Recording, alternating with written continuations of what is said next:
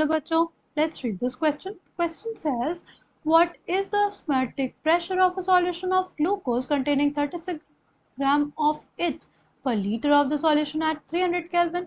At what molar concentration will the solution of glucose have osmotic pressure of 1.52 bar at the same temperature? The key concept for this question is osmotic pressure.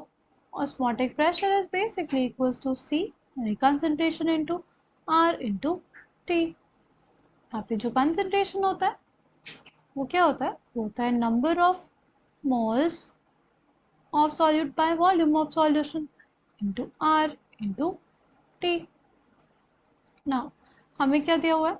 हमसे पूछा osmotic pressure जब दिया हुआ है solution किसका, glucose का, जिसमें 36 ग्राम glucose है पर लीटर ऑफ सॉल्यूशन में at 300 kelvin. Now number of moles किसके बराबर होता है हमारे पास? Number of moles is basically equals to mass of glucose which is 36 gram by क्या हो जाएगा हमारे पास?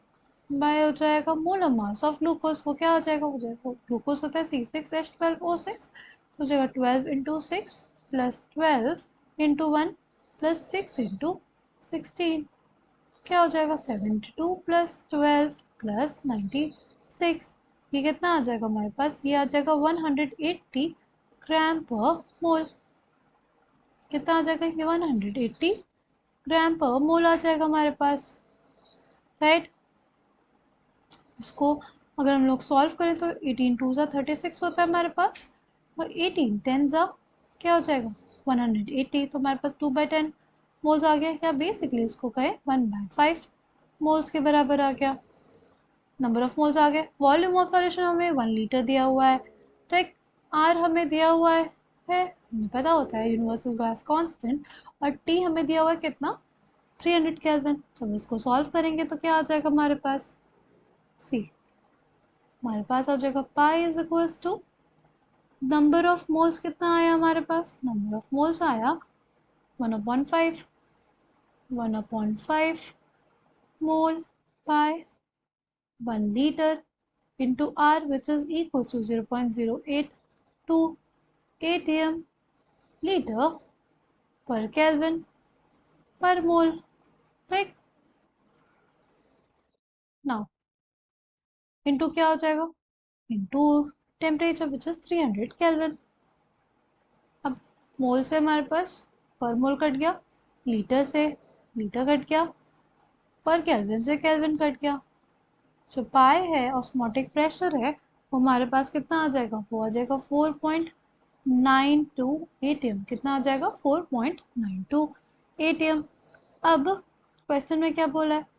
अब हमें निकालना है कि at what molar concentration will the solution of glucose have osmotic pressure 1.52 bar at the same temperature. Temperature same रहे और हमारे पास जो ऑस्मोटिक प्रेशर है वो कितना हो जाए? 1.52 बार. तो हमें मोलर कंसंट्रेशन उसके लिए निकालना है. For the second part of the question हमें क्या दिया हुआ है? Pi is equals to 1.52 bar, right. कितना? 1.52 बार. टेम्परेचर हमें कितना दिया हुआ है? टेम्परेचर हमें 300 केल्विन ही मेंशन है. आर हमें पता है, आर क्या हो जाएगा? R will be equals to 0.082 atm litre per kelvin per mole. अब हमारे पास पाई है, pi by R T is equals to C. Pi कितना है? Pi is basically equals to कितना? 1.52 bar by 0.082 atm litre per kelvin per mole into T. T कितना हो जाएगा? 300 केल्विन. ये हो जाएगा हमारे पास कंसंट्रेशन. हमें पता है कि 1 bar is basically equals to 0.987 atm.